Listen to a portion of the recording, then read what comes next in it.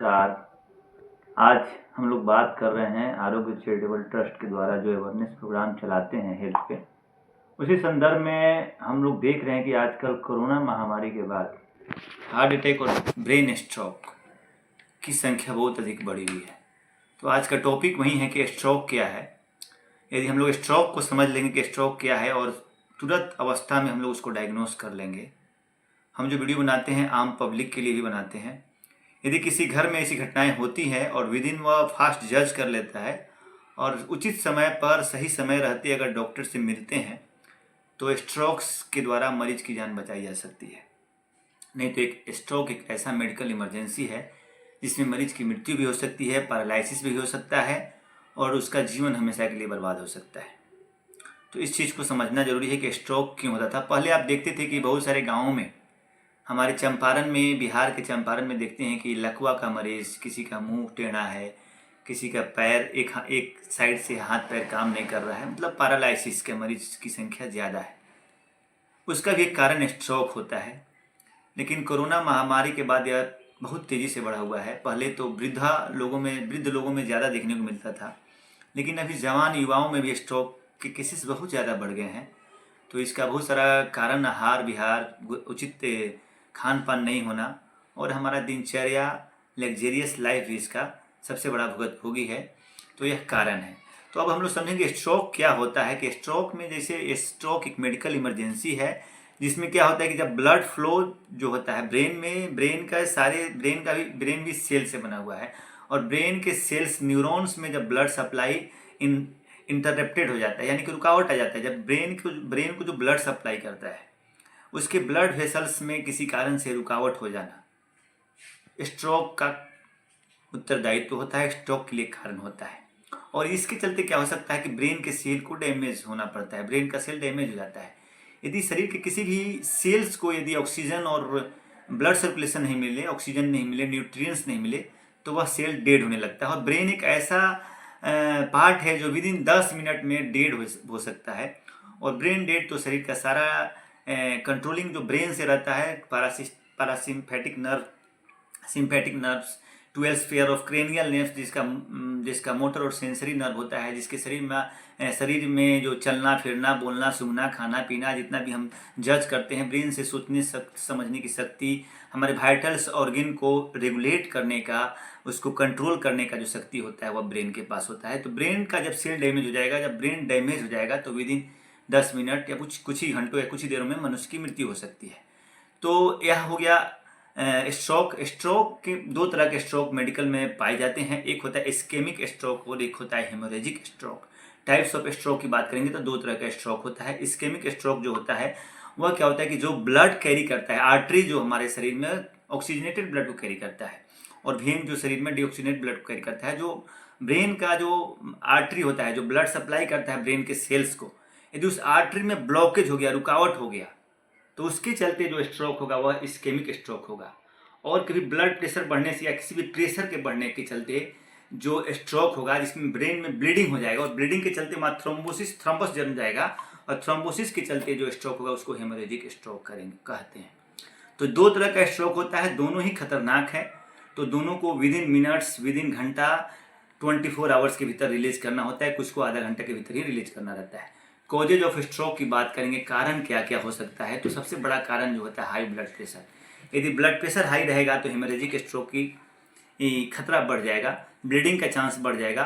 और एक दूसरा कारण होता है एथेरोस्क्लेरोसिस जो होता है, आर्टरी की दीवारों में वसा का परत जम जाना, जिसके आर्टरी का वाल जो होता है नैरो हो जाता है, सिकुड़ के पतला हो जाता है और उसके प्रेशर के चलते वहाँ पर ब्लड सर्कुलेशन रुक जाता है। तो इसके चलते भी ब्रेन स्ट्रोक का चांस बढ़ जाता है। हार्ट डिजीज वाले पेशेंट को ब्रेन स्ट्रोक का चांस बढ़ जाता है। या एरिथमिया का पेशेंट है जिसका हार्ट बीट इरेगुलर है, कभी घटता है कभी बढ़ता है। और आजकल सबसे बड़ा जो कारण है ब्रेन स्ट्रोक का वह है स्मोकिंग। हमारे आज की युवा जनरेशन 9 साल, 10 साल, 15 साल, 12 साल या कॉलेज में जाते हैं तो शौकिया तौर पे सिगरेट पीना स्टार्ट करते हैं। फिर जब उनका जॉब लगता है तो टेंशन में सिगरेट पीना स्टार्ट करते हैं।